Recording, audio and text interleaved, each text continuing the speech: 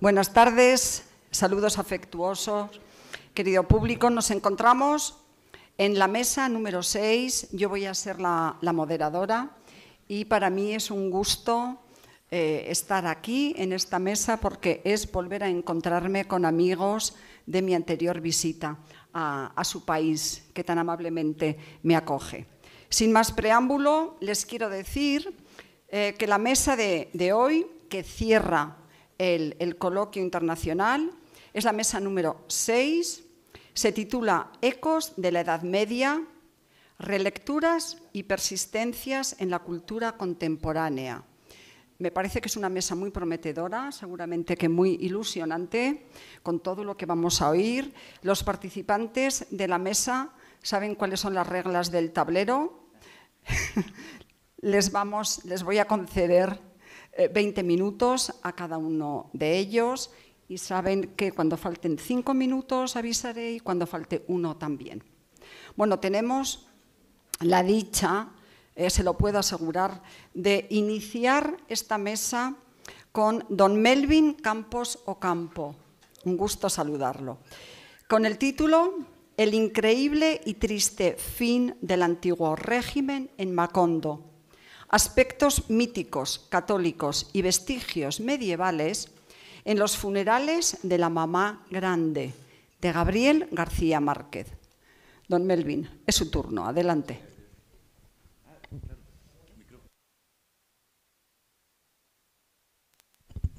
Ok. Muchas gracias, doña Pilar. Gracias al público porque nos acompaña, ¿verdad? Y ayer conversábamos con Jessy justamente que casualmente, pues una de las digamos, como que el abordaje que vamos a hacer más o menos en la mesa aterriza claramente con el tema general del coloquio, vestigios medievales. Justamente, creo que era ayer que comentaba una compañera que cuál era la pertinencia de hablar de la Edad Media en América Latina. Y justamente, pues, digamos, mi ponencia va en esa línea. Porque pues inicialmente, pues ahí se plantea, ¿verdad?, el fin del antiguo régimen en América Latina. Es la herencia, inicia esta lógica con la herencia española. Lo que traen los españoles, el modelo cultural, social, etcétera, que traen los españoles a América Latina. Inicialmente, este es más o menos el esquema que seguiremos. Voy a tratar de limitarme, no sé hasta cuánto podré, o qué tan limitado podré estar, ya veremos. Iniciamos pues con lo que llamaría yo, me gusta llamar la Fundación de América, porque Alejo Carpentier planteaba, el escritor cubano, que América Latina nace en el momento en que se encuentran a veces más violentamente que en otros momentos, ¿verdad? A veces más con mayor fuerza y demás, ¿verdad? Cuando se revuelven, se comienzan a mezclar la cultura hispánica, las culturas indígenas, las civilizaciones indígenas y las civilizaciones africanas que traerán, que vendrán mediante la esclavitud, ¿verdad? Entonces, este amalgama cultural que será América Latina inicia justamente, o me gusta pensarlo en función justamente de una fundación, de un nacimiento, digamos, no pensar que necesariamente existía antes. Entonces, muy rápidamente, para que vayamos viendo de qué estoy hablando con esta lógica del antiguo régimen y cuál es este modelo que traen los españoles a América, que se manifiesta, cuyos vestigios, digamos, se manifiestan en el relato de García Márquez. Empecemos a hablar del feudalismo. Justamente la lógica del coloquio, ¿verdad? Entonces, inicialmente, pues muy rápidamente, para quienes no han asistido, que no están familiarizados con el concepto, cuando hablamos del feudalismo, estamos hablando no solo de un modelo económico, sino de una práctica cultural que involucra una serie de actores sociales, de prácticas sociales, etcétera, ¿verdad? De discursos, de festejos, etcétera, englobados bajo esto que llamamos el feudalismo. Básicamente es un modelo económico agropecuario centrado en la agricultura y el pastoreo, el feudo era una extensión de terreno que estaba bajo la protección de un noble. A veces, en algunos casos, pues había por supuesto abusos por parte del noble o cosas similares, ¿verdad? Entonces, podían darse algunas tensiones sociales, ¿verdad?, entre el señor feudal y los feudatarios. Pero en general, digamos, se percibía como un modelo social de protección. El propio señor feudal se percibía a sí mismo, en general, como el protector de los feudatarios. E inclusive entonces, si venía alguna invasión, por eso la arquitectura mayoritariamente de carácter militar, también fortalezas militares, ¿verdad? Porque si venía alguna invasión, todo el campesinado se metía al castillo, ¿verdad? Y entonces se protegían, el señor feudal sacaba el ejército con sus armaduras para irse a dar de espadazos contra los vikingos o los que fueran a invadir de turno. Por eso se percibe a sí mismo el modelo feudal como un modelo de protección. Y digamos, había una alianza, pues lo ponemos acá al final, ¿verdad? Una importancia fundamental de la religión cristiana católica. Había una importancia fundamental del componente religioso y se maneja como una especie de alianza, ¿verdad?, de que el señor feudal protege las vidas de los feudatarios y en la iglesia el sacerdote protegía las almas de los feudatarios. En general, eso es algo que yo abordo en mis clases, si uno quiere observar cuáles son los valores fundamentales de una sociedad, hay que observar los edificios monumentales, las grandes construcciones, ¿verdad?, quiénes son además los personajes principalmente retratados en las artes e inclusive, digamos, y es la parte más extrema, cuáles son los valores aceptables en una sociedad para matar o morir. ¿Por qué se permite o por qué inclusive hasta se demanda, se exige vincularse a un ejército para ir a matar o a morir? Hoy diríamos por la patria, no sé, algunos lo pensarían así, pero en la Edad Media fundamentalmente era por la fe religiosa. Y por eso la articulación tan importante, ¿verdad?, entre los grupos dominantes. El poder de la fe, bueno, estos son como ejemplos nada más, ¿verdad? Las grandes catedrales en América Latina son también las grandes construcciones principalmente que se van a realizar en América Latina, que van a comenzar a trabajar los españoles, a montar los españoles. En arte, ahí tenemos por ejemplo, que hablábamos ayer creo, de los milagros de Nuestra Señora, de Gonzalo de Berceo justamente, que fue en el concierto, ¿verdad?, que tocaron las cantigas de Berceo.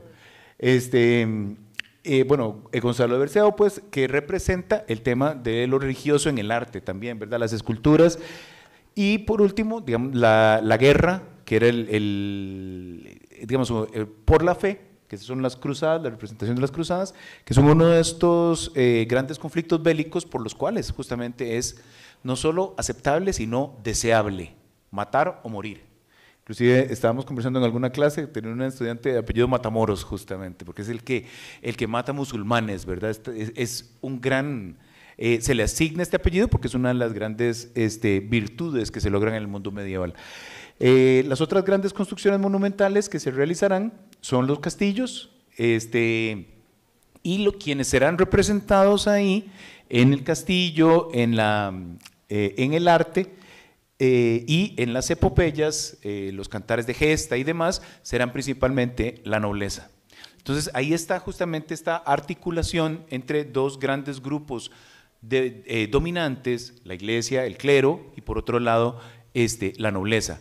¿Por qué son los grupos dominantes? Porque ellos tienen los valores fundamentales de la sociedad medieval, ellos los tienen en mayor cantidad. Nadie tiene más fe que un sacerdote, que un eclesiástico. ¿Por qué? Porque nosotros, seres humanos mortales y mundanos, no nos entregamos a Dios en vida y obra y todo, ¿verdad? Mientras que los eclesiásticos renuncian al mundo, a lo mundano, para entregarse a Dios. Por eso, en la lógica medieval, el valor de la religión, de la fe, es como el más importante, ¿verdad? Y por consiguiente, las personas, digamos, los ideales, las mejores personas para gobernar la sociedad serían entonces la iglesia.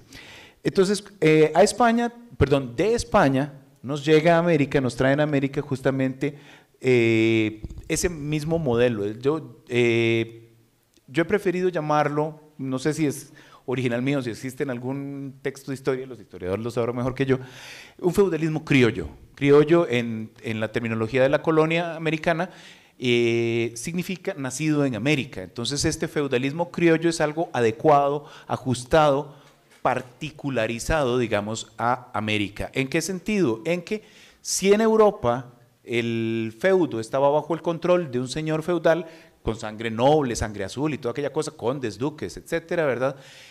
A América, en general, muy pocos nobles, muy pocas personas de sangre noble van a venir. Porque había toda una ficción, ¿verdad? Leyendas que se decían en Europa que la naturaleza de América, como aquí llovía tanto, ¿verdad? Entonces que era maligna y entonces envilecía a las personas y a los niños, etcétera. Inclusive, piénsenlo en esta lógica. Bueno, ya ahorita lo vamos a ver, ¿verdad? Como no vienen prácticamente nobles, lo que hacen el sistema de jerarquía social que va a establecer España en la colonia americana es un sistema de castas, pero principalmente a partir de la pureza étnica, digamos. O sea, el español es el que está en la cima de la pirámide social. Inmediatamente después de él está el hijo de españoles nacido en América, porque ya está maleado, como diríamos, ¿verdad? Porque nació en América, en este clima, ya es un poco inferior. Y si ya vienen después, como este es un cuadro de castas que aparece en el Museo del Virreinato en México, en la Ciudad de México, ahí comienzan las mezclas, ¿verdad? De pronto, si que es un blanco con indígena, se llama mestizo, el blanco con africano se llama mulato, y ahí vienen todas las posibles variaciones, tanto que hay unos inclusive que se llaman saltapatrás, ¿verdad? Entonces, porque de pronto se había limpiado la sangre y de pronto se mezcló con un indígena, con un africano, y entonces se le oscureció, entonces saltó para atrás, ¿verdad? Ese es un sistema de jerarquías basado en el color de piel y en las mezclas. Entonces, bueno, y el sistema entonces económico y cultural en general será como esta adaptación del feudalismo. Entonces, si como el feudo, esa gran extensión de terreno, no estaba asignada a un noble, sino a un español en general, entonces, digamos, el español a quien le estaba asignada la extensión de terreno, llámese hacienda, llámese fundo, en Costa Rica lo llamábamos la chacra, por ejemplo, que era más chiquitita. Las grandes haciendas estaban asignadas normalmente a un español o a un criollo, a un blanco criollo, ¿verdad? Y digamos, como el mandato que traen los españoles, por eso, digamos, por el apoyo del Papa para poder conquistar tierras españolas, tierras americanas, el gran mandato es la evangelización. Entonces, España viene de la mano justamente del componente religioso y por eso en las haciendas, bueno, y en estos feudos criollos, digamos, los, digámosle, señores feudales criollos, o los criollos, no sé, noblezas, digamos la nobleza criolla. No es exactamente así, pero ya vamos a ver que en el caso de la Mama Grande sí tiene un componente similar. Entonces se establece ese sistema de castas, ¿verdad? Bajo el control de este señor feudal criollo, ¿verdad?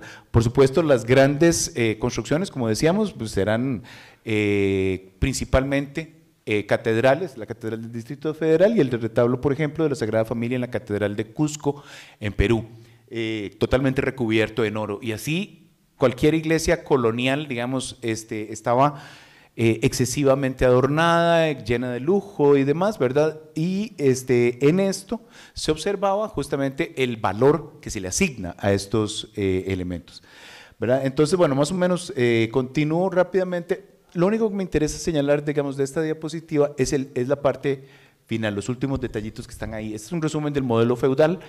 ¿Por qué los puntos finales? Porque en el mundo feudal el conocimiento en general estaba muy concentrado, lo hemos venido viendo, estaba muy concentrado en el poder de la iglesia, ¿verdad? En monasterios, etcétera, ¿verdad?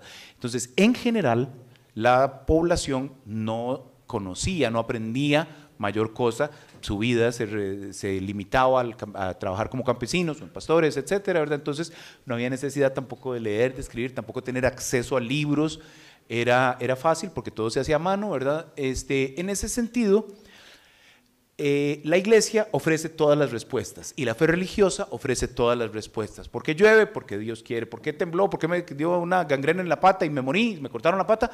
Porque Dios quiso que me cortaran la pata, algo pasó, ¿verdad? O bien, como hemos hablado en otros momentos, por ejemplo, es un demonio, es un duende, ¿verdad? Hay espíritus chocarreros, ¿verdad? Como diría la bruja del 71. Para hacer una antesala a las brujas. Sí.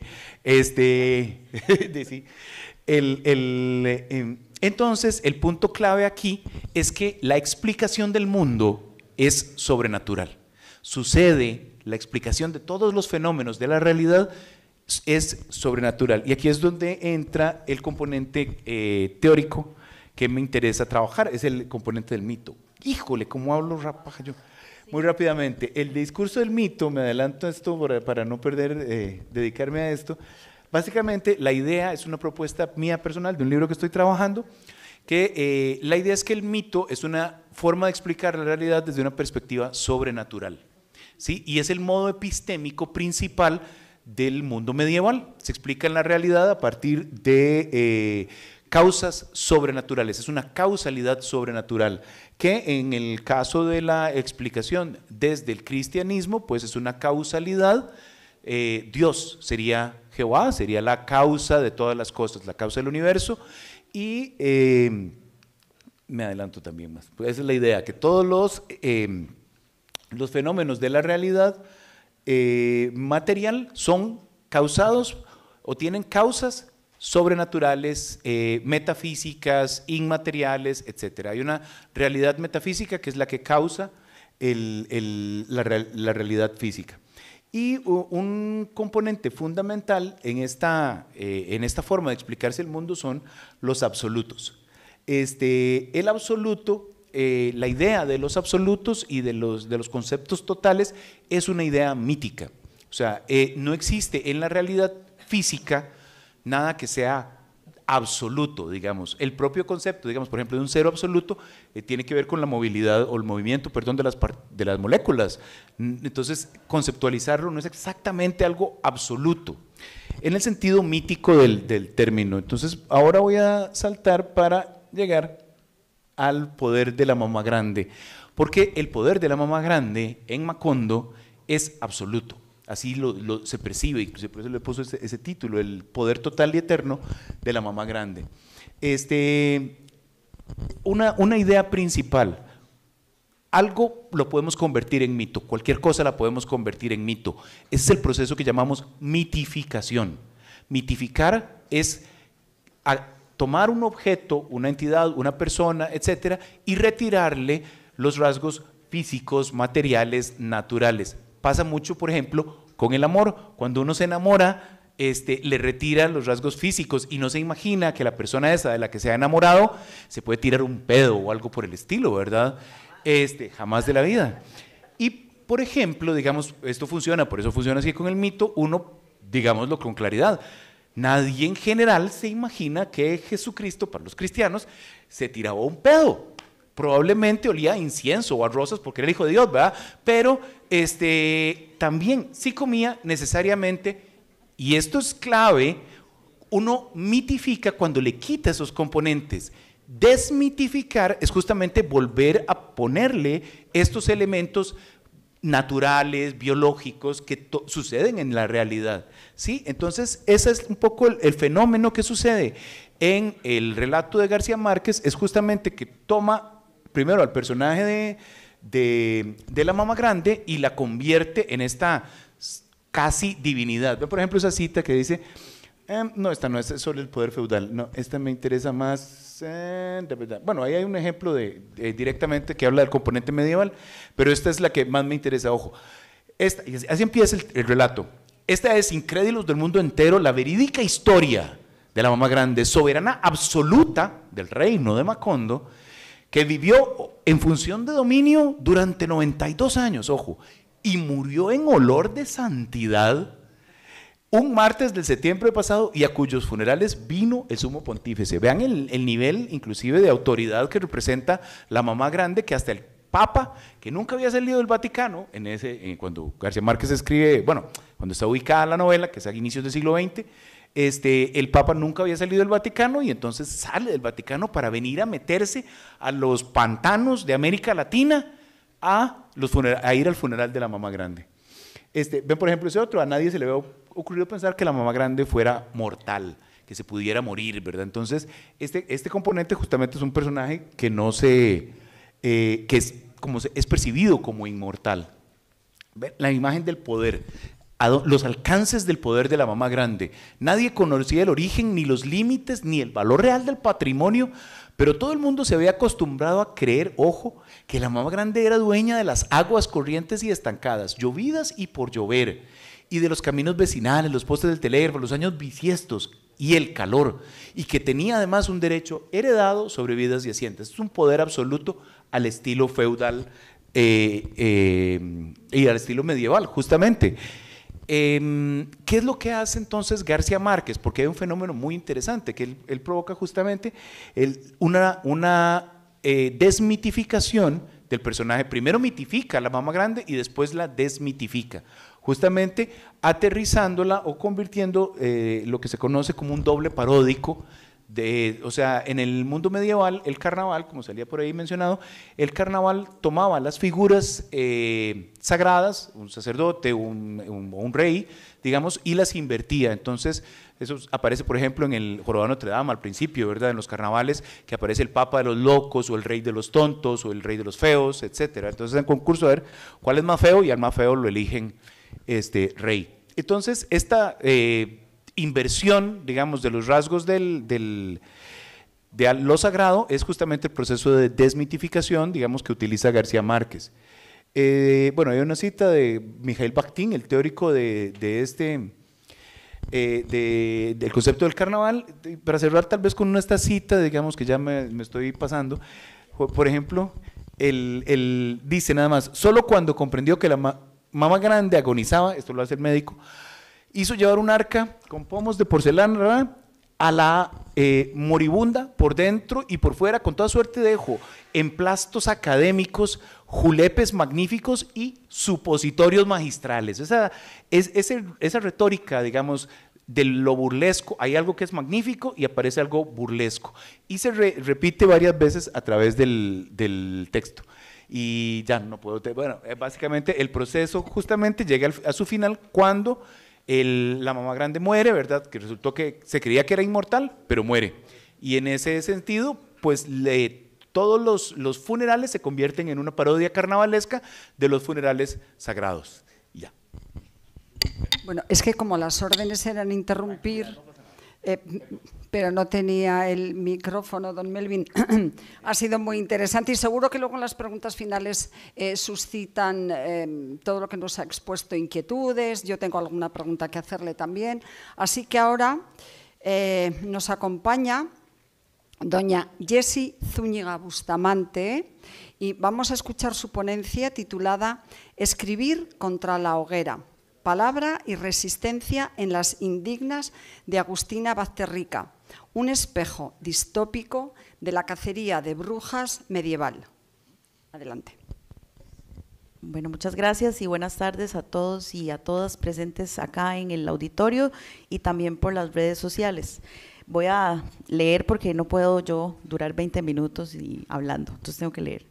Entonces sí, en efecto, el texto se llama así: Escribir contra la hoguera, palabra y resistencia en las indignas, de Agustina Bazterrica, que es una novela del 2023. Entonces, ahí me sumo al comentario de Melvin de que se trata de, en efecto, vestigios medievales y cómo puede eso ayudarnos a leer hoy, el presente.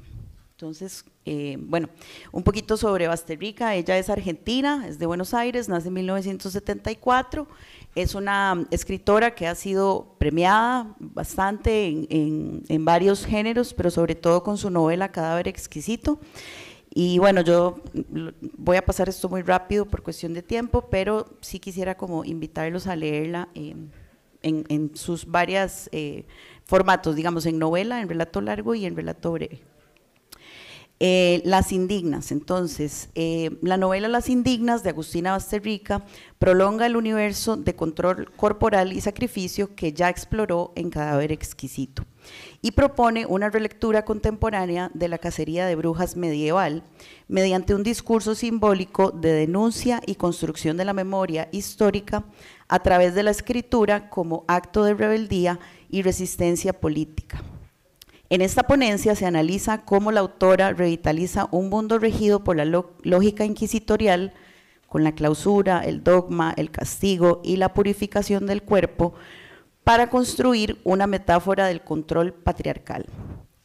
En Las Indignas, Basterrica nos presenta un mundo distópico y post-apocalíptico, producto de un desarrollo tecnológico descontrolado que derivó en una serie de desastres naturales que podrían suceder en un futuro no tan lejano al nuestro.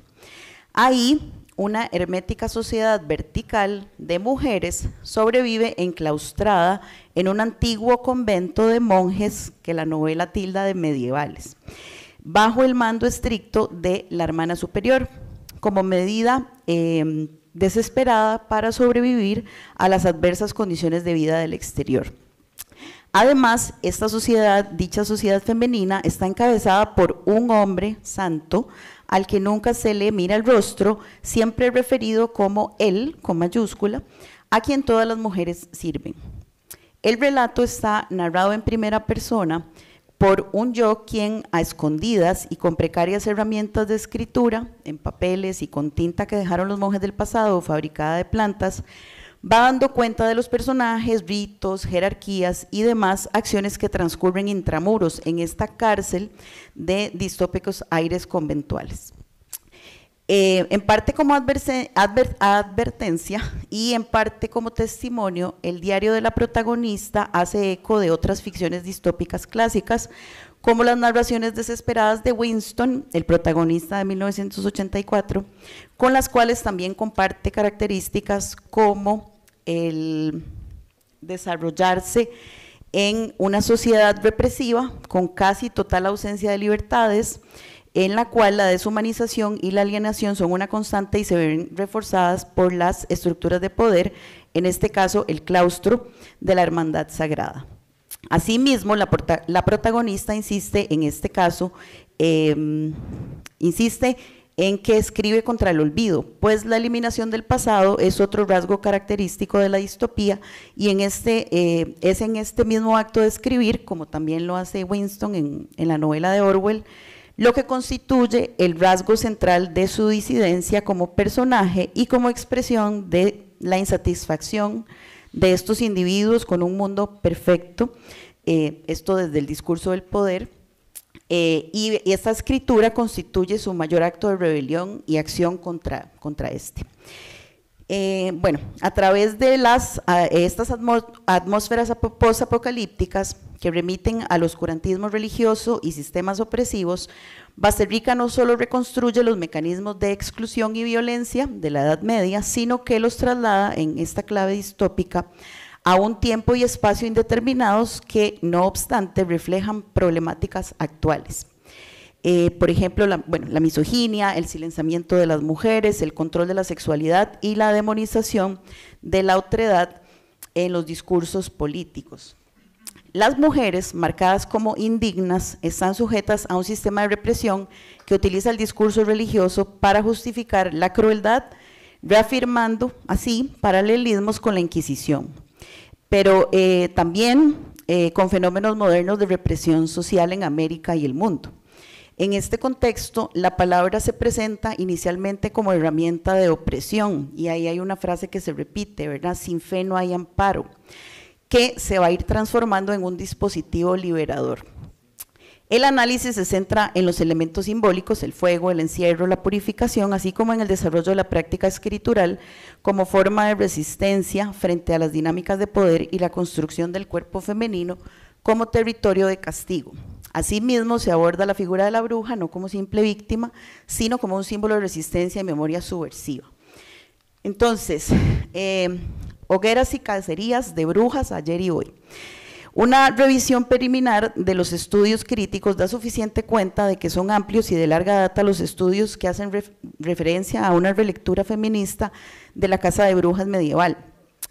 Entre ellos destacan los de la filósofa italiana Silvia Federici, que ya nos habló Marlene el otro día, como heredera, eso sí, de una ya tradición discursiva que se remonta a los años 60 y 70. Federici relaciona la persecución y caza de mujeres tachadas de brujas en la época medieval con el advenimiento del capitalismo y las transformaciones sociales que éste requería para consolidarse como sistema mundo, a partir del, abro cita, desmantelamiento de los regímenes comunitarios y la demonización de algunos miembros de comunidades afectadas, un instrumento eficaz de privatización social y económica. Cierro la cita.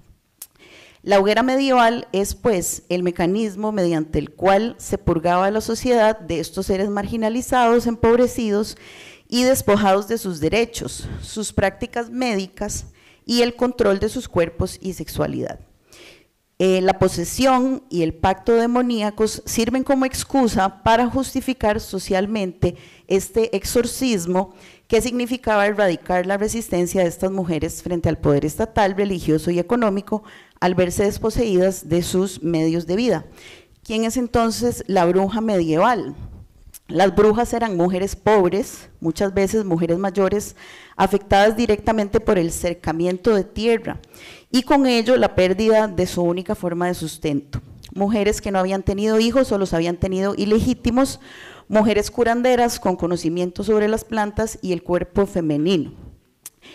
Mujeres que contradecían, por supuesto, los modelos de feminidad impuestos por la religión y la ley. Como afirma Federici, abro comillas, a los factores económicos debemos sumar la política institucional, cada vez más misógina, que confinaba a las mujeres a una posición subordinada. Castigaba con dureza toda afirmación de independencia, así como condenaba toda transgresión sexual como una subversión del orden social. Cierro comillas.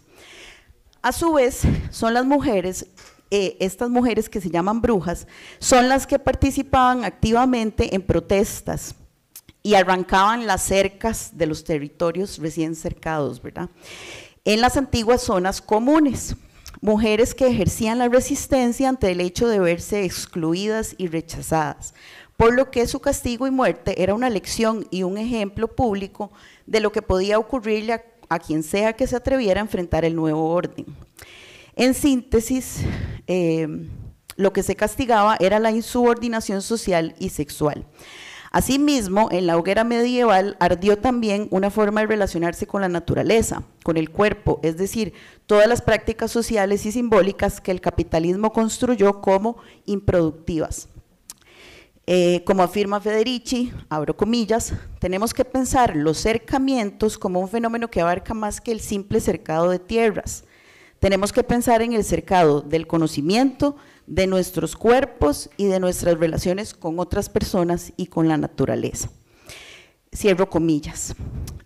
Finalmente, se acusa en especial de brujas o de brujería a las mujeres mayores, a las viejas, entre comillas, por ser quienes pueden conducir por el mal camino a las mujeres jóvenes inocentes, en conocimientos prohibidos, como por ejemplo el uso de las plantas, que ya comentaba Marlene, ¿verdad?, para el control reproductivo, pero además, y más importante, por ser las depositarias de la memoria colectiva de sus comunidades.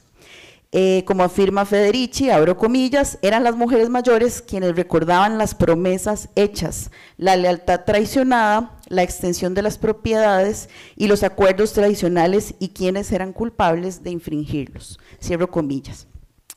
¿Cómo definir entonces la casa de brujas? La casa de brujas medieval impuso un nuevo código social y ético que convirtió toda fuente de poder que no estuviese relacionada con el Estado o la Iglesia en algo sospechoso de ser diabólico, propiciando así el temor al infierno. Esa era una cita de Federici. En síntesis, la casa de brujas medieval era un régimen de terror, ejecutado por ley, pero además bendecido desde el púlpito. A partir de entonces, el miedo y el adoctrinamiento dividió a la sociedad, pero especialmente a las mujeres mismas, quienes aprendieron que acusando a sus congéneres podían protegerse así del castigo, lo que acabó con la comunitas. y además fracturó toda posibilidad para sororidad y las llevó al señalamiento y la automarginación como seres de ahora en adelante asexuadas, sumisas y resignadas. En estas hogueras se buscó extinguir pues una visión y organización del mundo, atravesadas por la tenencia de la tierra, el derecho a trabajarla y vivir de sus frutos, la solidaridad, el conocimiento transmitido de abuelas a hijas y nietas, las formas de ganarse la vida de forma autónoma, el control sobre su propio cuerpo y hasta las formas de amar. Por su parte, las hogueras modernas no están para nada lejos de estas terroríficas hogueras medievales.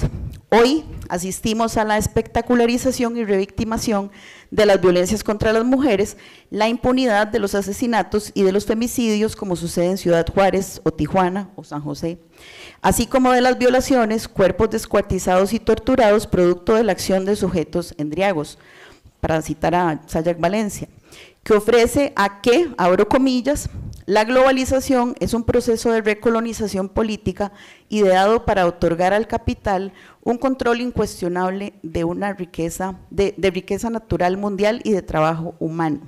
Cierro la cita. Las violencias de hoy, que son también exclusión, empobrecimiento, marginalidad y control, son producto de los nuevos acercamientos del neoliberalismo. Los ajustes estructurales, la privatización, la depredación de recursos naturales que lleva al desastre ambiental, las transformaciones del trabajo y el cuidado, la tecnologización del mundo, etc. Vamos a ver, hoy las brujas las encarnan las ambientalistas, quienes abogan por justicia reproductiva, quienes defienden los derechos colectivos, las mujeres cuyas sexualidades diversas contradicen este mandato burgués de producir mano de obra, y hijos para hacer mano de obra, las trabajadoras que exigen condiciones laborales justas, redes de cuidado, etc. Ante estas nuevas brujas de hoy, se yerguen las hogueras de la machosfera, el odio de los incels e influencers red pill o black pill, el discurso político misógino de presidentes como Trump, Chávez o Milei y de personajes como Charlie Kirk, el discurso neoconservador de los neopentecostales y sus diatribas contra los derechos de las mujeres y otros grupos sociales, pero también la guerra cultural de las tradwives y mujeres de alto valor, etc. La hoguera, más que un castigo, es un dispositivo de silenciamiento que ha cambiado de forma, pero no de función. En la novela de Basterrica, a ver, bueno, aquí hay ejemplos de Costa Rica, ¿verdad? De esas nuevas hogueras. En la novela de Basterrica, la violencia física y la simbólica se conjugan o se entrecruzan en el espacio público del castigo, que funciona como condena social y espectáculo punitivo. La Casa de la Hermandad Sagrada en las Indignas reproduce la lógica inquisitorial. Las mujeres son vigiladas, confesadas y purificadas. En ella, los procesos son similares a la casa de brujas medieval. Hay acusación comunitaria, confesiones forzadas, construcción de fantasmas y el uso del lenguaje judicial y teológico como tecnología de violencia. Al igual que en la Edad Media, se las desnuda, se las pincha con agujas y se las tortura. Ya sabemos que han enterrado viva a Helena, que es un personaje, que a María de las Soledades le han puesto un cilicio, eso es como un bozal. A las santas menores les cosen los ojos y las dejan ciegas, a las auras plenas les revientan los tímpanos y las dejan sordas, y a las diáfanas de espíritu les cortan la lengua. Un castigo ejemplarizante es el de Mariel, a quien le habían rapado, esto es una cita de la novela, le habían rapado el poco pelo que tenía para que la humillación fuese mayor, y luego le dio la vuelta y le arrancó el camisón. Todas nos tapamos la boca, fingiendo estar horrorizadas por el espectáculo que conocíamos bien. Vimos las agujas clavadas, vimos los hilos rojos casi negros. Cierro cita.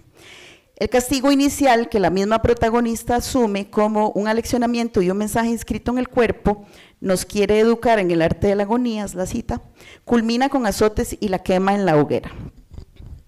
Entonces, Viene la otra cita, ¿verdad? La expiación. 10 azotes significaban la piel rota, fiebre, infecciones, quizá la muerte. No queríamos ver el derrumbe, pero Mariel no pudo sostenerse en pie y cayó arrodillada al piso, pero la hermana superior ordenó que la levantaran.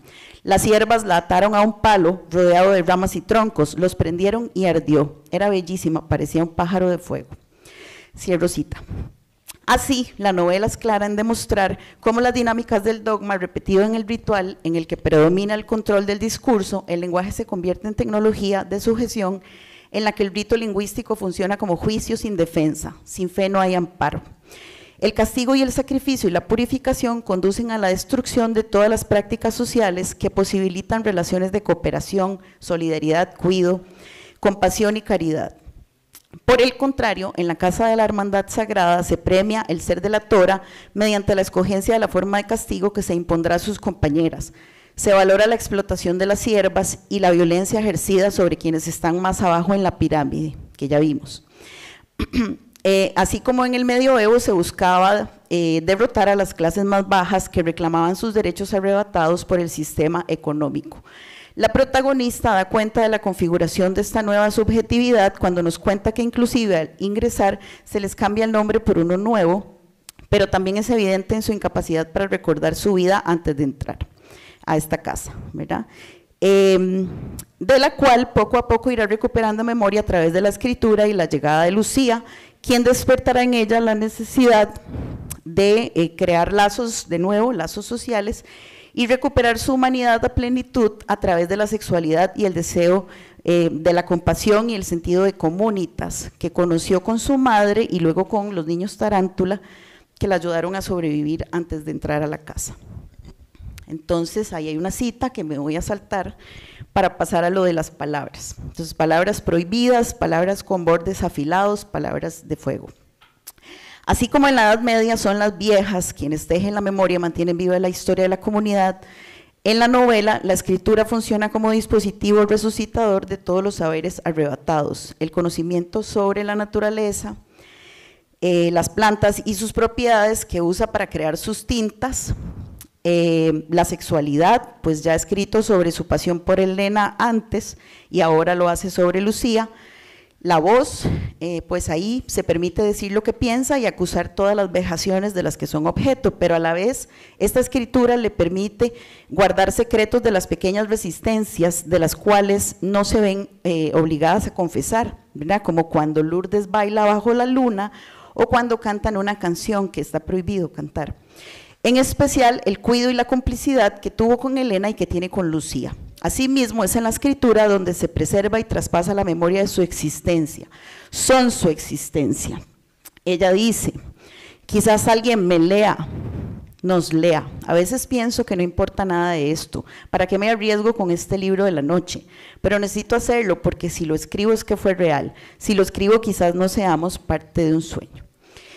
La escritura, además, es registro de su pasión y el despertar de su sexualidad, que no corresponde con estos mandatos sociales.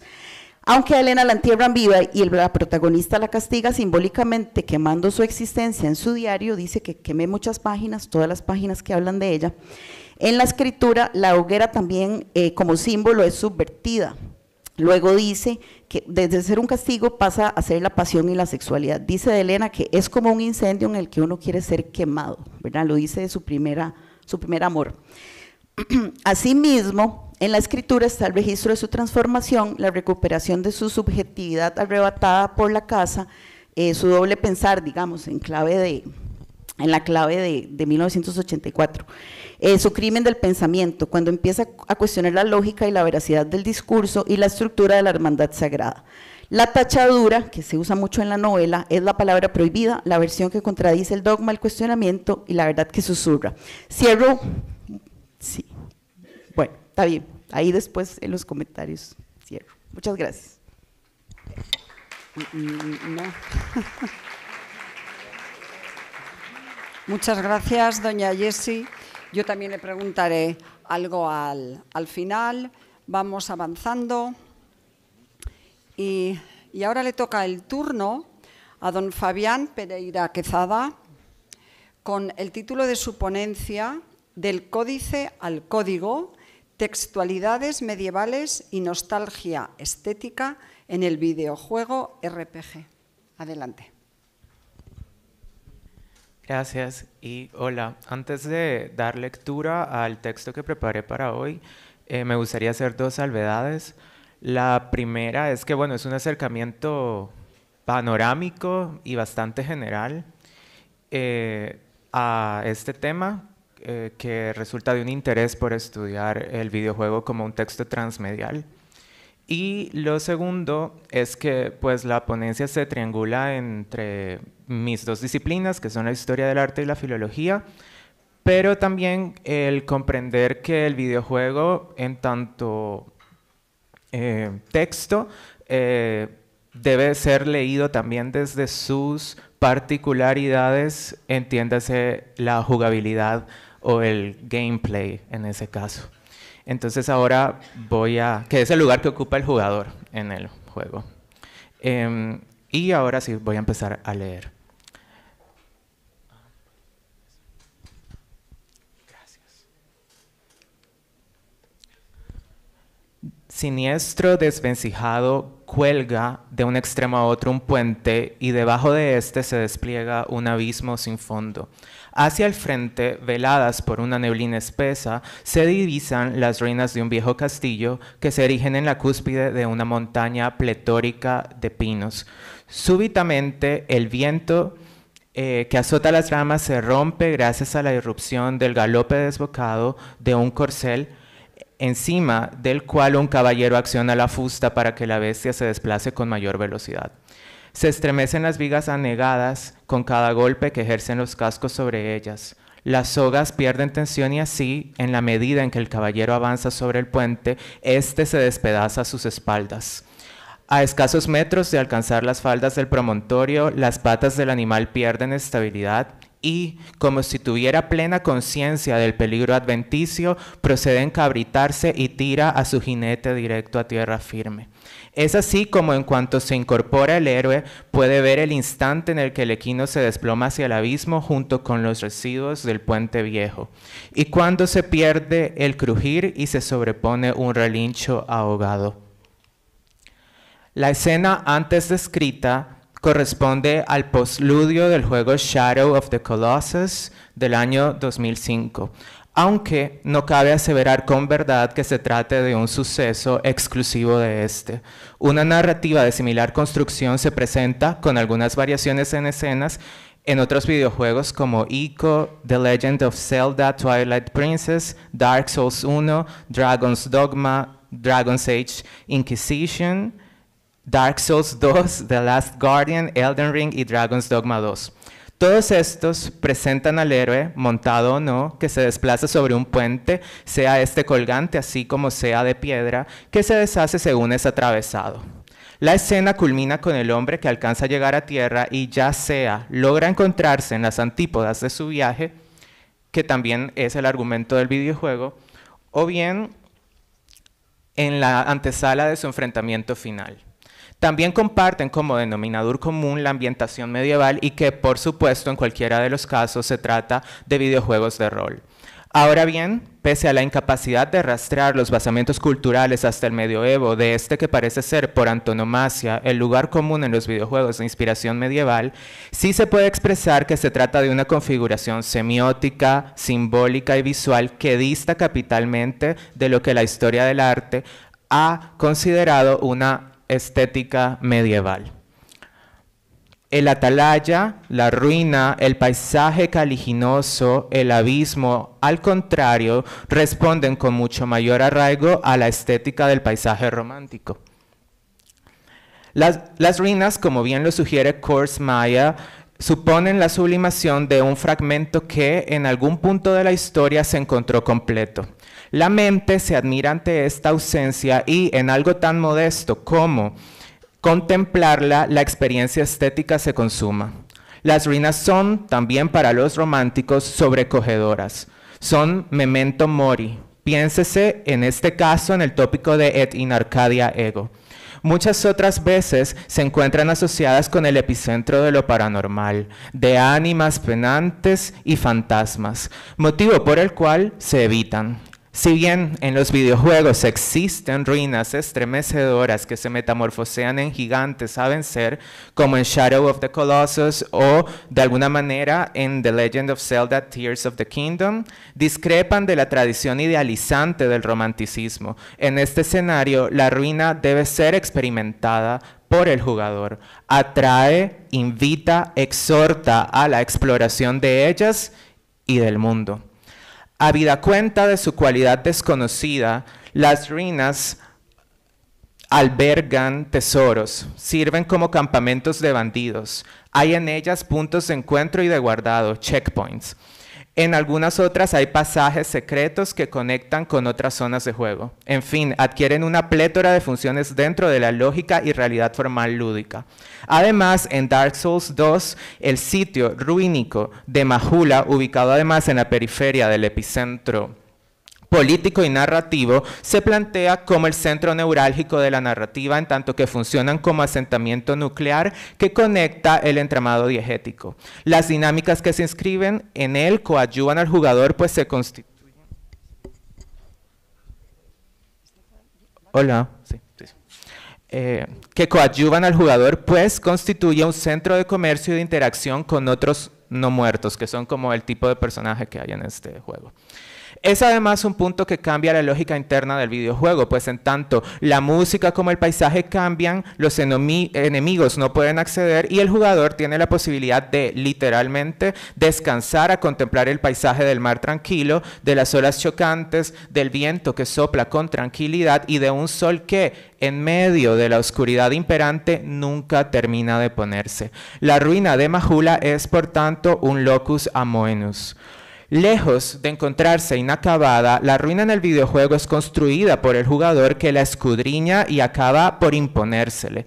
Describe Jiménez Alcázar cómo el jugador medievalista se vale de prejuicios históricos y tópicos literarios previos, pues elige estos entornos medievales para verificar lo que ya conoce del medioevo, en un perenne intercambio por el cual reafirma sus imágenes idealizadas. Se trata de un proceso esencialmente hermenéutico en el que el jugador medievalista examina los elementos del juego como si se tratase de signos en un texto antiguo.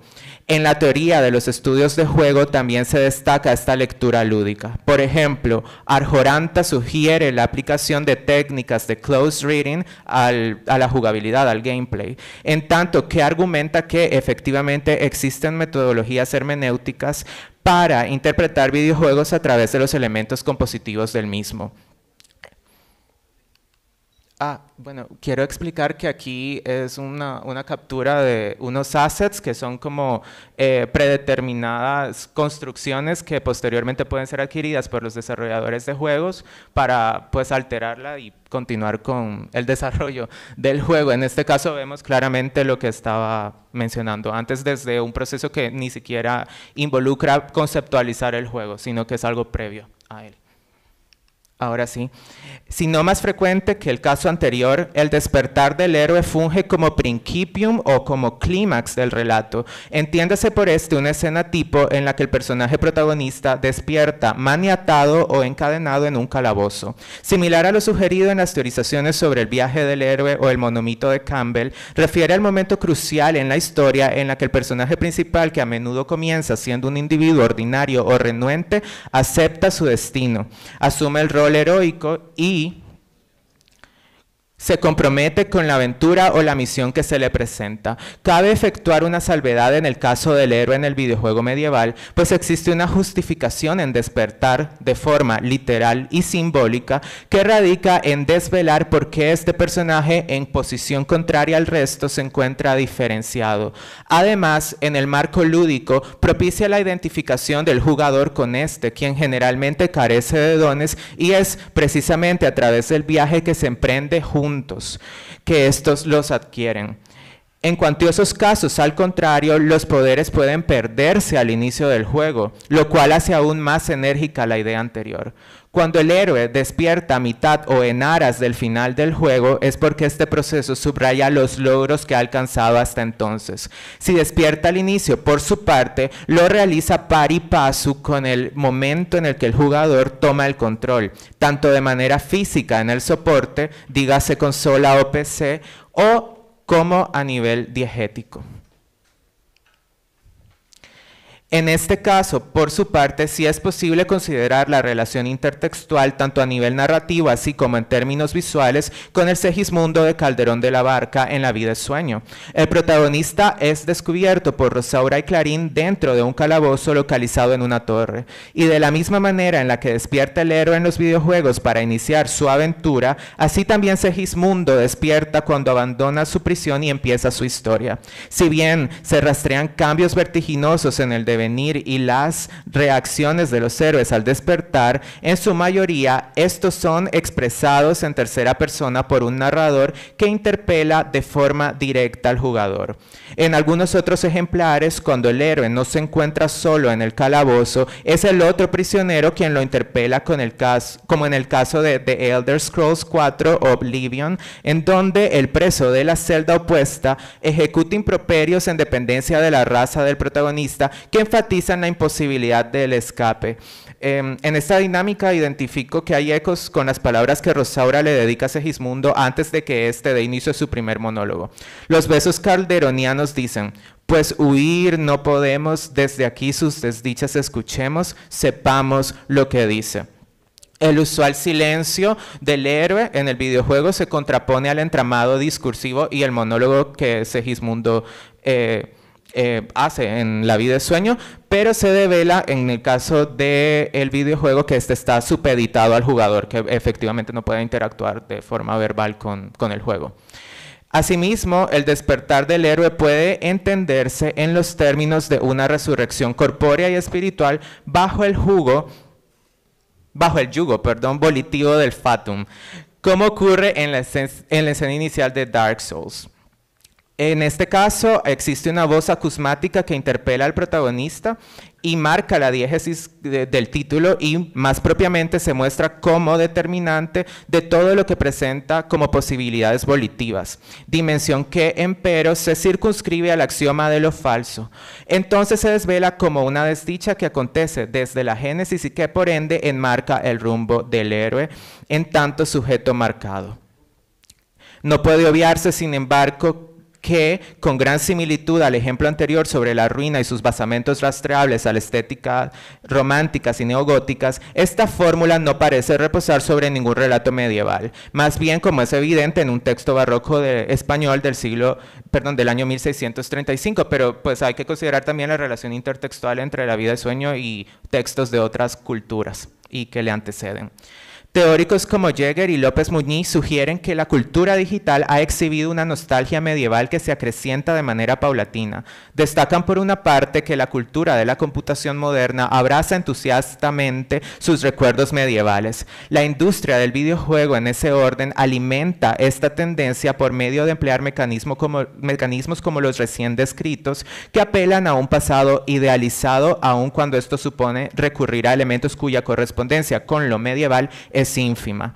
En numerosos RPG, las estructuras y ornamentos, dígase gárgolas, altares y tapices, así como algunas construcciones ambientales, recuerdan el tratamiento que fue desarrollado por las producciones del neogótico durante la era industrial como forma de nostalgia cultural. En la práctica lúdica, la nostálgica medievalización se percibe cuando los héroes caballerescos y los enemigos dragones resultan como símbolos confortables en la fantasía contemporánea más que su correspondencia con el imaginario medieval propiamente dicho. De tal manera se condensa que estos escenarios apelan al jugador como una suerte de refugio romántico o mitopoiesis digital. Es en una vía mediata de ellos que se teje un relato pasado y virtual que reaviva la memoria colectiva de la Edad Media. Un tercer ejemplo corresponde al lugar que ocupan dentro de los videojuegos las manuscripta illuminata. A tenor de Otto Pecht, en la Edad Media la fe se hacía manifiesta en el mundo tangible a través del libro. Esta concepción sobrepasa pensar en el artefacto como receptáculo del Evangelio, pues en su lugar era el Evangelio. Ante la escasa cultura literaria durante los procesos evangelizadores de la Alta Edad Media, el libro fue revestido de una particular trascendencia, pues era el encargado de evocar al mundo superior. Casi escindidos con su totalidad de estos valores, la producción libraria que se ficcionaliza por medio de lo lúdico devela una complejidad funcional que trasciende la mera acumulación coleccionista o estética. Complementan estos objetos la experiencia del jugador, pues operan como mecanismos fundamentales para la progresión mecánica, la construcción del conjunto de información, historias, mitos, antecedentes, personajes secundarios y detalles contextuales que dan profundidad y coherencia al universo ficticio del juego, pero no siempre son directamente necesarios para completar la trama, es decir, el lore.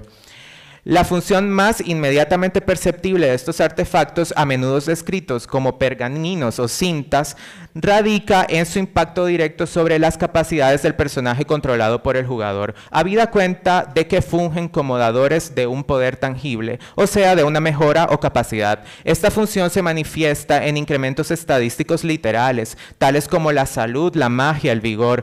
En cuando menos uno de los casos, el momento en el que estos libros brindan tales beneficios se encuentran envueltos en un velo fulgurante, es decir, el objeto se encuentra iluminado de forma estricta. Dentro de la estructura del juego, estos elementos pueden ser clasificados como un dispositivo de analepsis. Esto, puntualmente, justificaría su inclusión en decurso de lo que se juega. Lo que realizan estos mecanismos es volver y contar lo que aconteció en el pasado, aunque se admite que en algún pasaje podrían de manera excepcional referirse a una figuración premonitoria. Los manuscritos en estos juegos son entonces esenciales para estructurar la diégesis, en tanto que sirven como un mecanismo que cuenta lo que la lógica y realidad formal del mundo no logran exponer por sí mismas. La tercera conjuntura consideraría la agencia del jugador. En la medida en que se presentan los artefactos, se acrecienta la necesidad de exploración, un poco como lo que ocurre en las ruinas.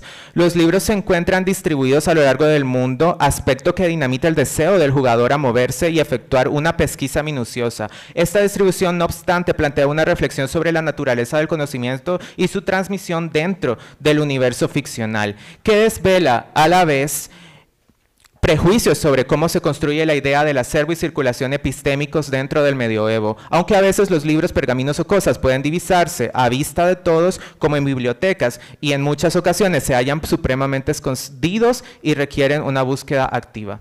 Parece ser que, visitados estos tres ejemplos cruciales y paradigmáticos, los videojuegos que se inspiran en el medioevo se encuentran equidistantes a nivel estético, así de la Edad Media, así como de los basamentos de los que obtienen sus maneras de articular narratológica y visualmente sus propias construcciones. Los videojuegos RPG de fantasía medieval incorporan tropos tradicionales del imaginario medieval, piénsese en los caballeros, para construir mundos ficcionales reconocibles. Empero, bien observa Jäger que en los videojuegos esta iconografía y estos lugares comunes a nivel narratológico sirven para representar de forma abstracta lo que significa habitar un mundo virtual inspirado en la Edad Media.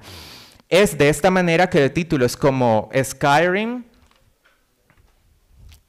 usan ambientes de aldea, monasterios y ruinas para evocar esa sensación medieval, mientras sagas académicamente estudiadas como Assassin's Creed o Dark Souls combinan reconstrucción histórica con estos pastiches estéticos que visitan tan diversas fuentes como tan diversos son los juegos mismos. Pese a que estas aristas presentan de forma patente que existe una contraposición y una distancia reconocible sin mayor esfuerzo entre el videojuego medieval y este heterogéneo período en el que se encuentra su inspiración, de manera latente se encuentra una fisura de la que emerge una producción particular en la cual lo acontecido se reescribe para restablecer otras formas de diálogo. Estas resultan todavía más sugerentes que el mero desenmascaramiento de qué tan fiel o no pueden ser los videojuegos a aquello que asumen como referente. En este plano es en el que resulta radicular concebir que se trata no de otra cosa, sino de una textualidad que, aunque dialoga con lo visual y lo narrativo, y otras modalidades demanda una lectura, una forma de interpretación propia. Como fue sugerido y reiterado en otros momentos, es imperante que no se pierda de vista el punto que desempeña el jugador, que es bien hacedor del devenir del héroe, explorador del espacio desconocido y escritor de aventuras.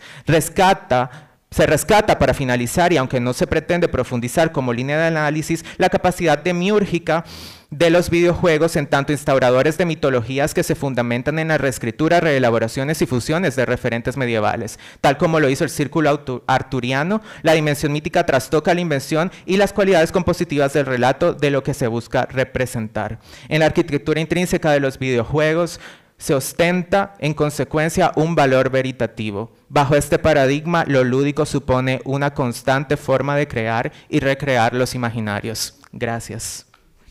Excelente. Muchas gracias, don Fabián. Me tiene fascinada. Pero además es que estoy inquieta, muy inquieta. Me voy a esperar al turno de las preguntas. Muchas gracias. A continuación, terminamos esta mesa con la intervención de don Jonathan Piedra Alegría, y su ponencia tiene el título de Ángeles, autómatas y algoritmos. Inteligencia artificial a la luz del pensamiento medieval. Muy amable, gracias a todos y todas.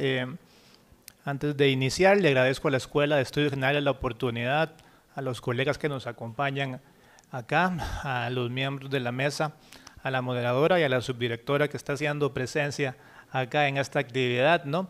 Igual a los coordinadores que se encuentran aquí presentes y a todos los estudiantes que tienen pues la oportunidad de estar acá.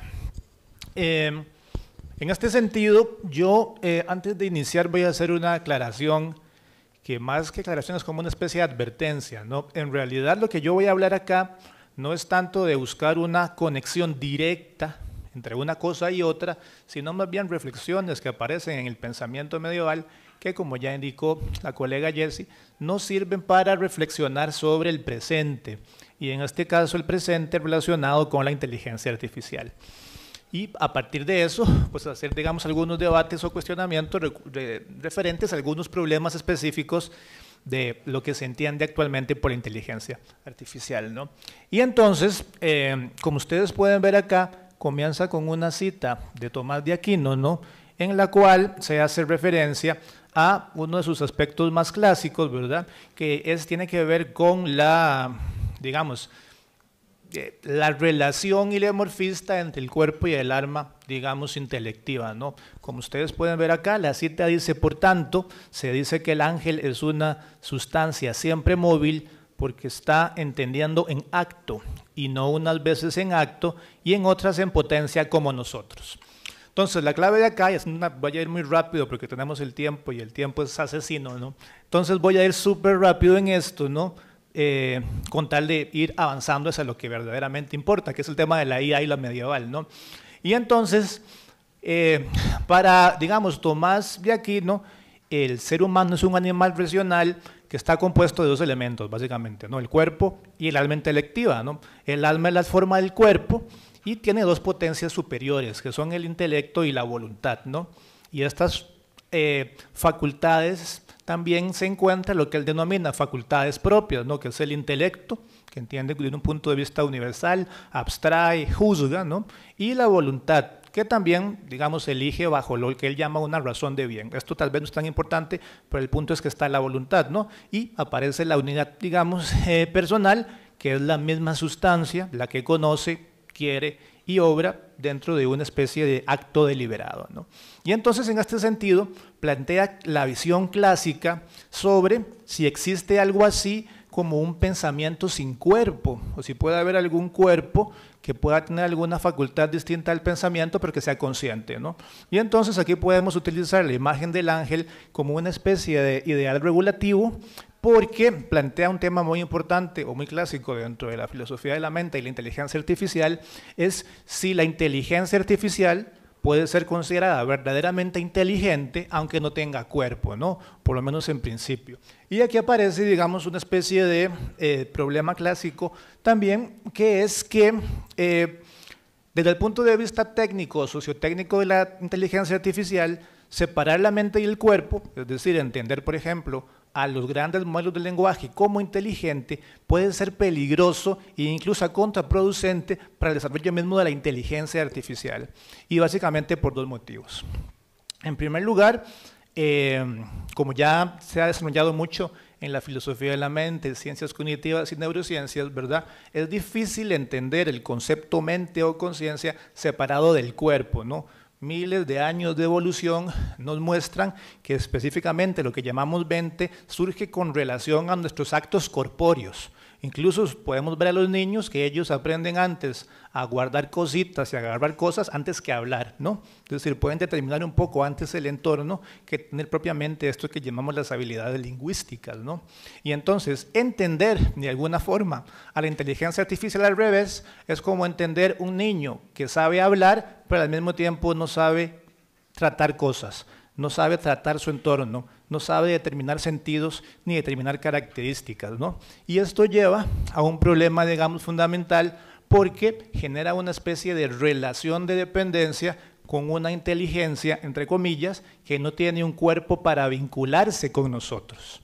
Y a partir de eso aparecen cosas como esta, ¿no? Que como ustedes pueden ver acá, una noticia, recientemente hay una serie de chatbots románticos, ¿no? Que básicamente se utilizan para estafar a las personas, y de este estudio, básicamente 1 de cada 3 admitió que había sido estafada por un chat amoroso, ¿no? Melvin se pudo haber enamorado de un chat amoroso y resulta que no existía nadie en el fondo, ¿verdad?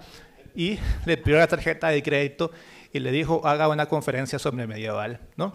Pero ciertamente no existía nadie.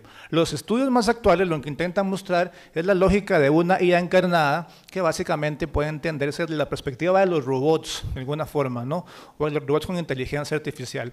Por ejemplo, este robot que está acá se llama Moxie, y es un robot que se utiliza para tratar, o busca en principio, tratar las dificultades sociales que tienen los niños con problemas emocionales. No sé si esto es una buena idea o no, realmente, ¿verdad? Pero el punto es que es un robot que tiene ChatGPT. Entonces, básicamente el niño le habla y él pues puede discernir más o menos correctamente alguna palabra, pero la clave del robot no es tanto que exista el robot como tal, sino que el niño pueda empatizar con él y entender una figura dentro de un entorno socialmente situado y geográficamente determinados particularmente. Porque, y aquí está la clave de este dilema, parece que una inteligencia sin cuerpo no es inteligente, o por lo menos no inteligente en el sentido de que lo conocemos o intentemos determinarlo nosotros en un sentido clásico social de sentido común, ¿verdad? Y a partir de esto aparece otro dilema también fundamental, que es que a final de cuentas es una derivación del anterior, y es si las máquinas verdaderamente pueden pensar, que este es un dilema que lo trató hace mucho tiempo Alan Turing con su famoso juego de la imitación, ¿verdad? Pero que lo que aquí nos interesa particularmente es que desde esta perspectiva, que también aparece acá en la Suma Teológica, parece de alguna manera que podemos utilizar estas premisas o estas ideas para concebir realmente el intelecto desde un punto de vista incorpóreo, porque si bien lo que dijimos previamente es una cuestión que puede entenderse desde un punto de vista social, quizá teóricamente sí puede entenderse las capacidades cognitivas desde un punto de vista en el que no exista cuerpo. Y aquí aparecen una serie de debates clásicos interesantes que valdría la pena mencionar. Frente a la pregunta de si pueden pensar las máquinas, aparecen respuestas como esta. El nuevo ChatGPT está aquí, un experto a nivel doctorado en todo, dice Sam Altman, ¿no? Es decir, el nuevo ChatGPT es un nivel doctorado experto, es un todólogo, ¿verdad? A nivel doctorado. Sin embargo, a mí particularmente me parece más un estudiante que está haciendo TCU, ¿no? Es decir, alguien que sabe algunas cosas y que está intentando aplicarlas en el mundo y ve cómo salen y ve cómo no salen. Pero ciertamente, esta perspectiva un tanto ilusoria y bastante optimista de la inteligencia artificial ha mostrado tocar techo muy rápidamente. Estudios como este, por ejemplo, de Apple, que se llama The Illusion of Thinking, lo que muestra, digamos, si ustedes pueden ver acá, es que si bien los grandes modelos del lenguaje pueden responder adecuadamente, en buena medida, no podría decirse que piensan, que razonen, ni siquiera que realicen una operación lógica a nivel humano. Lo que hay parece es una especie como de proto-razonamiento, ¿verdad? Que básicamente tiene que ver con resolver algún tipo de problemas, pero cuando estos problemas van haciéndose cada vez más complejos, ¿verdad?, se vuelven cada vez menos eficientes, ¿verdad? Y aquí podemos mencionar un poco, digamos, también el asunto que hablamos previamente, entre el asunto del intelecto y la voluntad. Lo que este estudio muestra es que cuando las IAs generativas tienen un resultado negativo, no tienen una voluntad real para continuar resolviendo el problema. Lo que hacen es detenerse como tal y plantean alternativas en función del usuario particularmente, pero no es una especie de voluntad en el sentido del querer propiamente humano, ¿no? Y entonces, por lo tanto, si la voluntad es lo que define el acto intelectual en el sentido medieval, como estamos hablando, particularmente no podríamos decir siquiera que existe la posibilidad de una inteligencia sin un querer o sin una intención particular, ¿no? Y esto también es importante porque nos lleva a entender el problema, digamos, de algunas perspectivas que tal vez tengan sentido introducir acá. Como ustedes acaban de oír y acabo de mencionar, la respuesta al juego de la imitación de Turing es que las máquinas no necesariamente piensan, pero sí pueden tener actos equivalentes a la inteligencia desde un punto de vista operativo, ¿no? Es decir, si yo, por ejemplo, estoy escribiendo con Melvin y luego le pongo un chatbot y Melvin no distingue que es un chatbot, para Melvin soy yo el que le estoy hablando, ¿no? Particularmente. Obviamente el chatbot no soy yo, pero operacionalmente soy equivalente a un humano, es equivalente para Melvin, ¿no? Entonces no es una prueba de inteligencia, no es una prueba un tanto conductista que ya ha sido muy tratada, digamos, en la historia. Sin embargo, a partir de la teoría de Hilary Putnam y Jerry Fodor del funcionalismo clásico y el funcionalismo computacional, un estado mental es equivalente a los estados funcionales que tiene, ¿no? Y entonces no importa tanto el querer, sino importa tanto los resultados. Entonces, por ejemplo, si en el caso de Jessie yo la veo que está sonriendo y asumo que sonreír es 1, 2, 3, 4 y 5, y ChatGPT tiene 1, 2, 3, 4 y 5, entonces es funcionalmente a la alegría que tiene Jessie.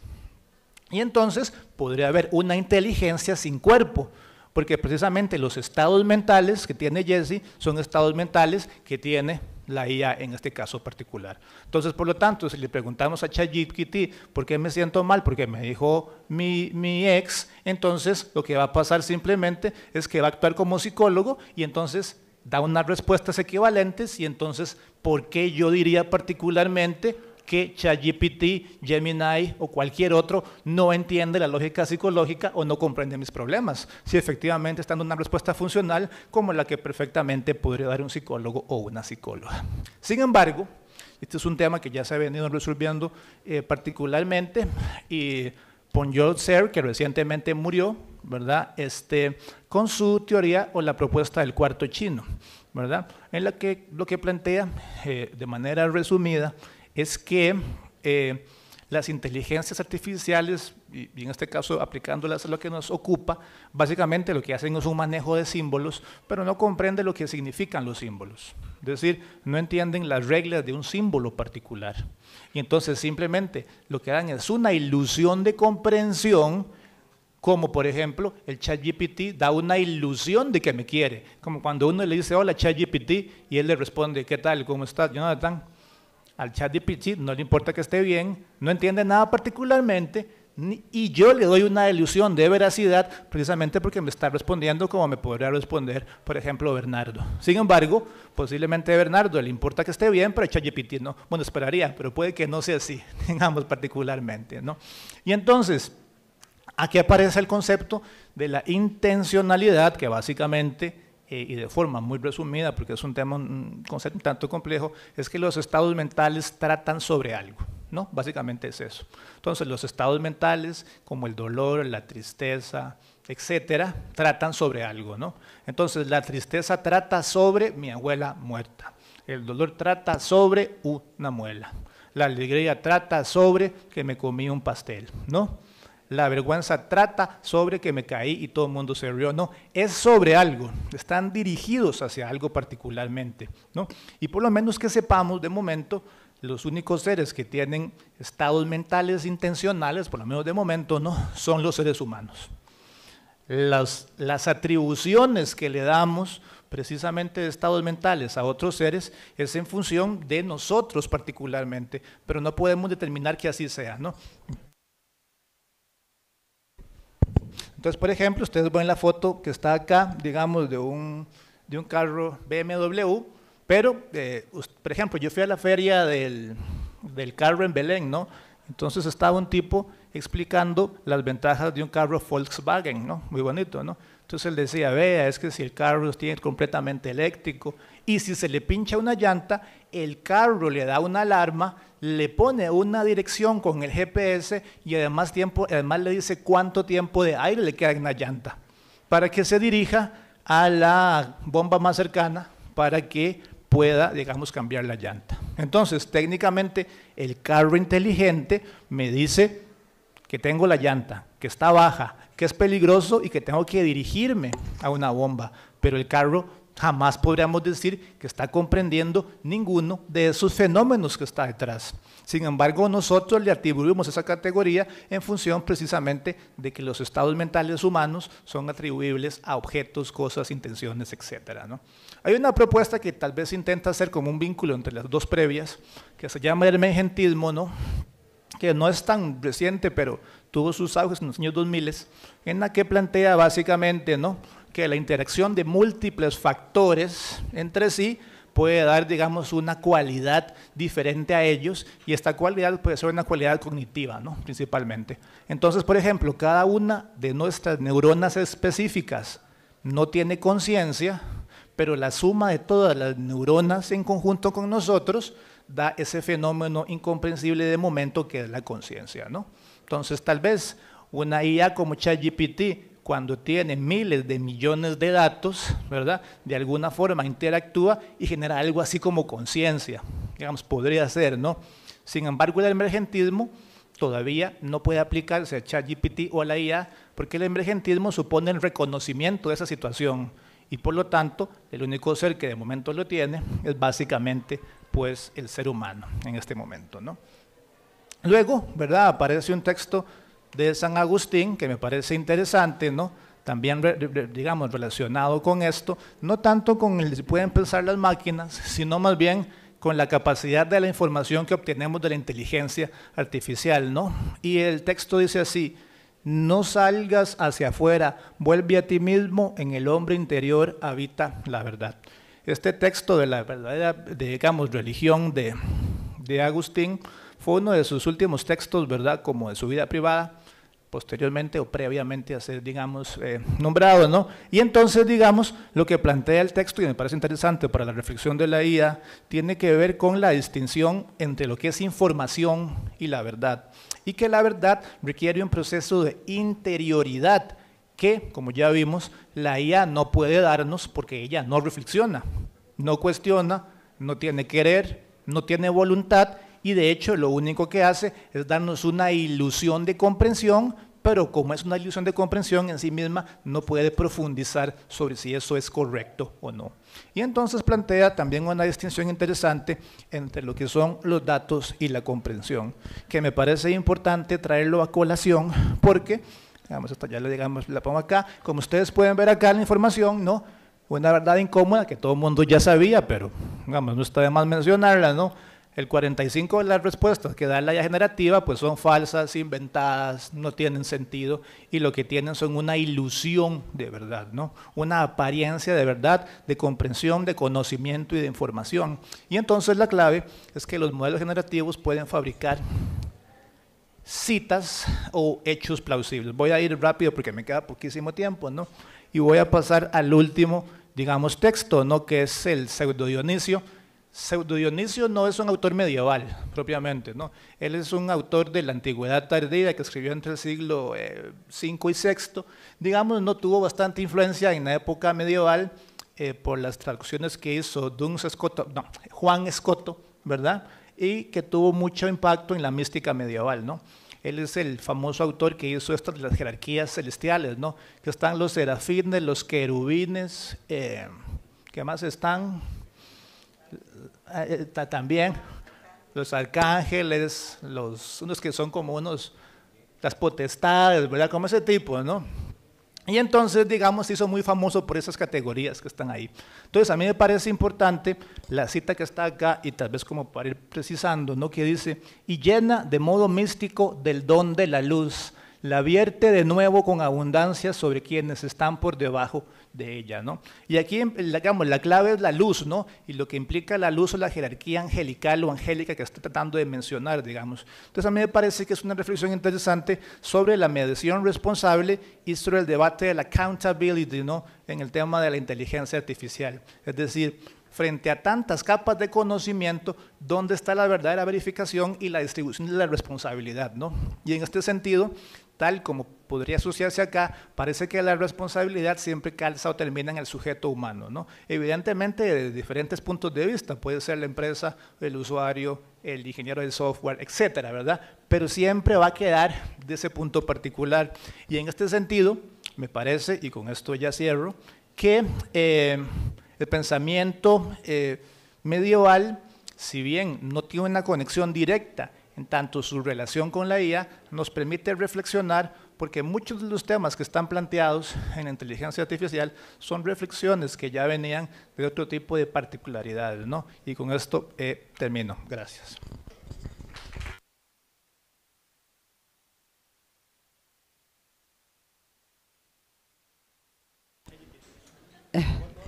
Bueno, yo creo que hemos llegado ya al momento de las preguntas. Muchísimas gracias, don Jonathan.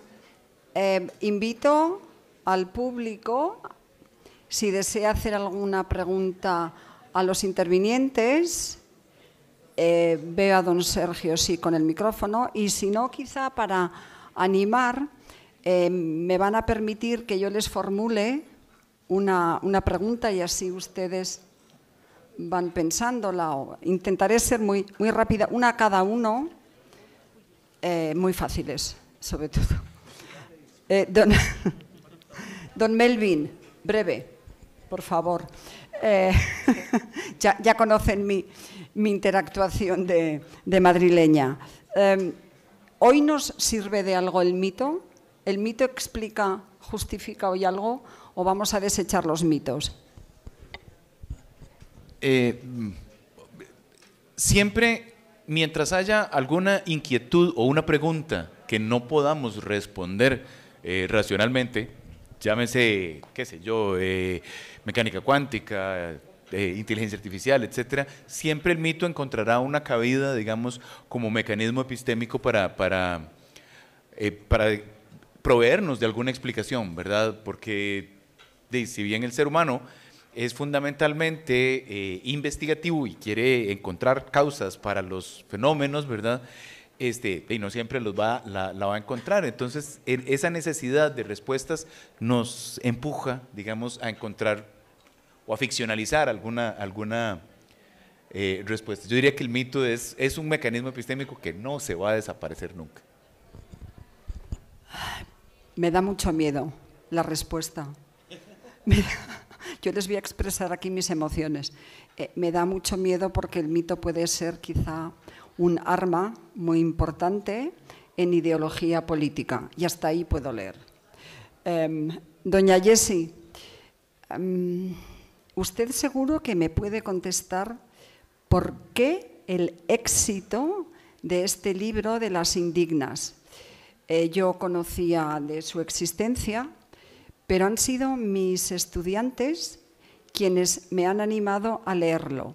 Voy a intentar no hacer ningún gesto de lo que me ha parecido, con lo cual ya estoy transmitiendo mi opinión, con solo anticiparlo, pero creo que su ponencia supera con creces el contenido, la estructura, la ética y la estética del libro. Por favor, resuélvame por qué tiene tanto éxito.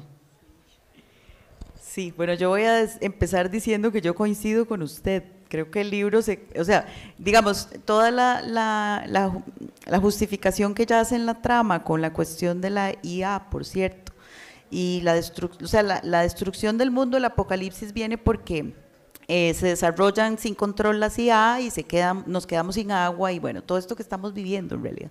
Pero en la novela se convierte en un pretexto muy burdo, y además creo que no hace falta para lo que ella quería comunicar, o por lo menos lo que yo leo valioso en la novela, eso era innecesario. Entonces sí, la novela, digamos, en comparación con Cadáver Exquisito, si van a leer a Basterrica, lean Cadáver Exquisito, no lean Las Indignas. Sí. Ese sí me parece un novelón, y bueno, por ahí ando también escribiendo sobre ella. Pero esta novela sí, digamos, se queda cortita en algunas cosas, técnicamente. Ahora, yo creo que sí da, y por ahí a mí me interesa, porque a la gente sí le ha gustado mucho, a mis estudiantes también les gustó mucho, las leímos el seminario el semestre pasado. Yo creo que hay un interés en general por la distopía porque nos sabemos que estamos en una, nos vemos en una.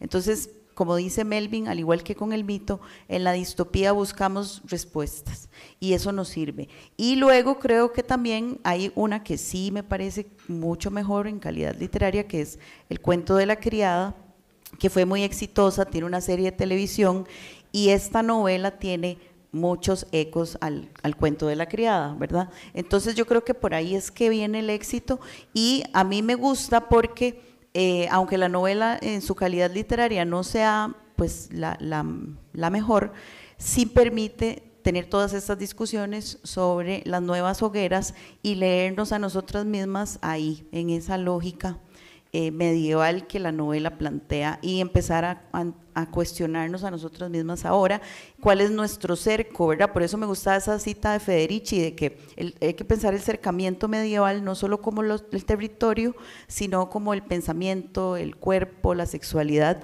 Entonces esa novela sirve como un pretexto para discutir estas cosas, y a mí ahí es que el texto me parece valiosísimo. Ya me quedo más tranquila, entonces. Don Fabián, cuando he empezado a escucharle, me ha venido inmediatamente la imagen del cómic Bug de Enki Bilal, que es otra distopía futurista, porque yo creo que distopía es la Edad Media, distopía es el presente, distopía es lo que usted nos ha contado. Y yo tenía aquí apuntado, como un estudiante así muy obediente, conforme iba hablando me daba ideas de Segismundo, de Rosaura. Verá, yo enseño Siglo de Oro, pero he decidido no explicar Calderón de la Barca. Una, cuando llega a cierta edad ya no pone filtro, pero el filtro que yo he puesto en mi guía docente ha sido que Calderón de la Barca para mí me supone un suplicio, para mis estudiantes es un tostón, pero después de oírle a usted, quizá tengo que darle una pensada y en lugar de usar PowerPoint y textos y fragmentos, quizá voy a contactar con ustedes, no sé, online, para que se enchufe la cámara y a través de un videojuego, ¿cómo se puede explicar ese encarcelamiento de Segismundo, ese sueño? Me ha parecido brillante. Ya le digo que si me aconseja qué puedo hacer en clase, se lo agradeceré. Bueno, tal vez un consejo propiamente no podría dar en este momento, pero sí quiero aclarar que tal vez mi experiencia es lo contrario, porque mi acercamiento a los videojuegos no es empírico, sino como de ponente. En ese caso, creo que puede ocurrir perfectamente lo mismo de la forma contraria, es decir, que muchas personas, más bien es el acercamiento primero a estas narrativas, a esta forma de construir mundo, es por medio de los videojuegos, y eventualmente eso sería un detonante para perseguir carreras en humanidades y tal. Entonces creo que sí es completamente factible. Sí. Me estoy imaginando a mi vuelta en Madrid, en el aula, con el videojuego. Bueno, desde luego haré y diré su referencia, por supuesto. Don Jonathan. yo le voy a lanzar un reto. Yo defiendo el ChatGPT. ¿Ve? Así que era un reto. Me voy a ir muy tranquila yo después de esta mesa, porque creo que en todas nuestras disciplinas lo que aporta la inteligencia artificial generativa, natural, impostada, en fin, lo que creo que aporta es una capacidad de búsqueda y de investigación para nuestros estudiantes.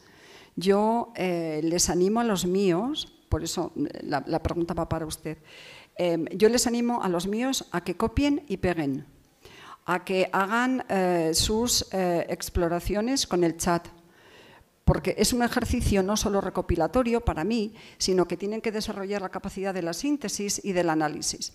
A mis colegas en Madrid no les gusta, pero como ya les he dicho, una ya está muy avanzada y creo que pueden aprender, pero no solo en mi área como es la comunicación multilingüe, sino también en Derecho, en todas nuestras humanidades. Dígame, ¿cómo lo afronta usted en su aula? Bueno, gracias. Yo también la uso y no utilizo ChatGPT, uso Claude y utilizo DeepSeek y Gemini y un montón, ¿verdad? Quizá el asunto acá fue que ChatGPT es como un ejemplo muy paradigmático de una inteligencia artificial que ha venido a transformar muchos modelos educativos, culturales, sociales, etcétera. Entonces es relativamente sencillo encontrar, digamos, un correlato entre algunos problemas y evidentemente lo de la inteligencia artificial. Sin embargo, particularmente la reflexión no iba tanto sobre ChatGPT, sino sobre algunos, como se podría decir, mitos también sobre la inteligencia artificial. De hecho, hay un gran mito de la inteligencia artificial, ¿verdad?, que tiene que ver con que tiene una inteligencia similar a la humana, digamos, ¿verdad?, que ni siquiera sabemos qué significa eso, ¿verdad?, como para hacer un correlato ahí particular, ¿no? Y entonces, estos problemas que no tienen que ver con ChatGPT, sino más bien con la concepción que se tiene desde un punto de vista común y muchas veces incluso desde un punto de vista técnico, es lo que estaba intentando plantear, ¿verdad? Que la inteligencia artificial tiene comprensión, conocimiento, que puede dar, digamos, una información equivalente a la de un humano, digamos, verificada, ¿no? Cuando verdaderamente el prompt es el que termina por verificar, ¿verdad? Es decir, una persona que tiene doctorado posiblemente va a utilizar el ChatGPT a nivel doctorado, ¿no? Obviamente, pero una persona que no tiene doctorado no tiene las herramientas conceptuales para utilizar la inteligencia artificial a nivel doctorado, ¿no? Y la mayoría de las personas, digamos, se encuentran en una lógica, digamos, de normalidad de este tipo de conocimiento y se utiliza de forma descontextualizada. Sin embargo, yo considero que es sumamente importante y que su utilización es una herramienta sociotécnica muy importante, obviamente, ¿verdad? Muchas veces la promuevo y la utilizo. Sin embargo, como cualquier herramienta sociotécnica, hay que entender hasta dónde llega y cuáles son sus matices y qué puede hacer después de esos matices particulares, ¿no? Porque si no, pues pasan como todas estas cosas, que aparece Milley regalándole todas las cosas raras a Elon Musk para producir cosas, ¿verdad? O lo que aparece, digamos, por ejemplo, todos los deepfakes y todo este conocimiento, que si bien es producto de todas estas cosas, pues se terminan, digamos, produciendo aspectos negativos, ¿no? Toda tecnología tiene cosas positivas y negativas, ¿no? Particularmente. En el caso de la inteligencia artificial, y haciendo referencia al comentario que hizo Melvin, pues está, digamos, está cooptada, evidentemente, por una serie de tecnofeudalistas, ¿verdad? Que son los que tienen el poder tecnológico, que utilizan eso como una especie de feudo particular, ¿verdad? Algo que ya desarrolló Varoufakis hace un tiempo, ¿verdad? Sin embargo, digamos, eso no le obsta la potencia de la inteligencia artificial, y casos había un montón. Por ejemplo, el cybersync en Chile, ¿verdad?, que no resultó muy bien, digamos, porque ahí se lo volaron, ¿verdad?, el presidente, digamos, pero hay una lógica de, digamos, de liberación que casi siempre se promueve de forma crítica, ¿no? Es decir, es buena porque es buena, y a mí me parece que hay que entender sus limitaciones y a partir de ahí es que pueda ser muy útil en filosofía, literatura o cualquier otra disciplina, siempre y cuando se inserte con las digamos, condiciones de cada caso particular, ¿verdad? Sí. Nada más quería hacer una pregunta, bueno, ya que no había nadie más que fuera a participar, ¿verdad? Estamos. Bueno, hay una participación. Ok, no, entonces pasemos. Bueno, y aquí. En ese caso, omito mi pregunta. Controlen el en el tiempo. café. Buenas tardes a todos y a todas, a la mesa expositora, muy interesantes los temas y muy reveladores. La pregunta es para Melvin. A ver, en la tesis mía yo trabajé,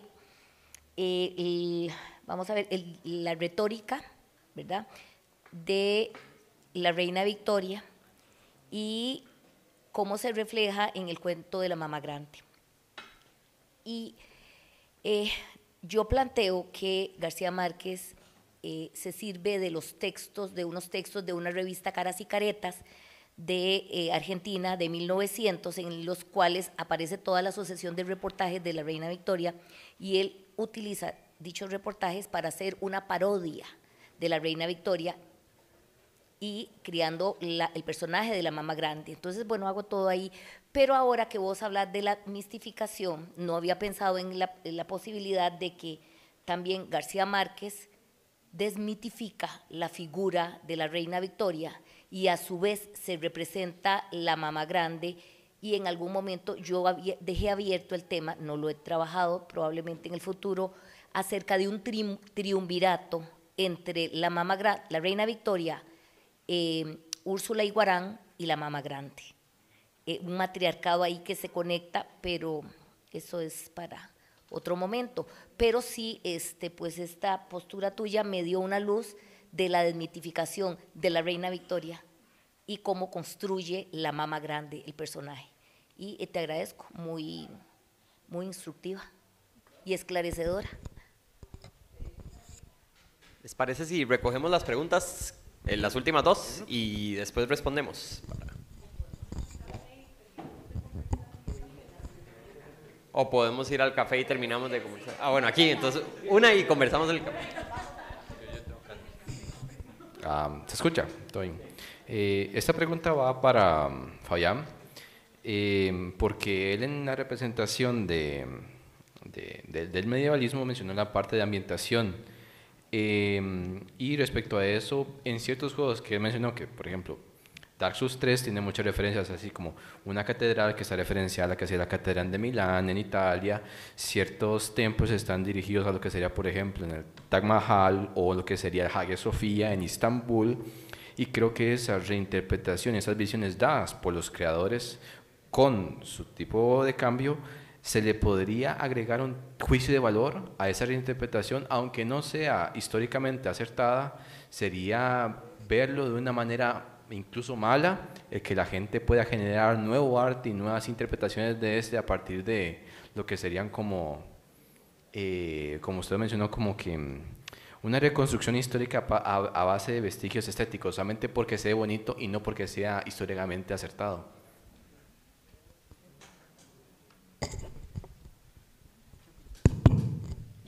Digamos, tu pregunta es que si importa, ¿la repetís, por favor? Perdón, es que me perdí.